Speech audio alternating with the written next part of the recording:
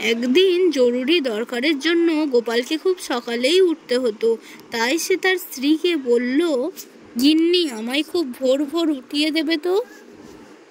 এরপর পরের দিন ভোর না হতেই গোপালের ঘুম ভেঙে গেল এবং সে তার স্ত্রীকে বলল, গিন্নি, দেখো তো বাইরে সূর্য উঠেছে কিনা, আমাকে একটু বেরোতে হবে তাড়াতাড়ি।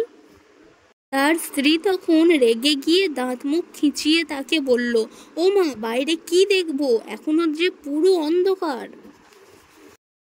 গোপাল তখন বলল, অন্ধকার তো কি হয়েছে, তুমি আলো জ্বালিয়ে দেখতে পাচ্ছ না সূর্য উঠেছে কিনা। হ্যালো বন্ধুরা, কেমন লাগলো আজকের এই গল্পটি ভালো লেগে থাকলে একটা লাইক করে দেবে, আর হ্যাঁ, প্লিজ চ্যানেলটিকে সাবস্ক্রাইব করে দিও। আবার আসছে একটা মজাদার ভিডিও নিয়ে। আজকের মতন এই পর্যন্তই, টাটা।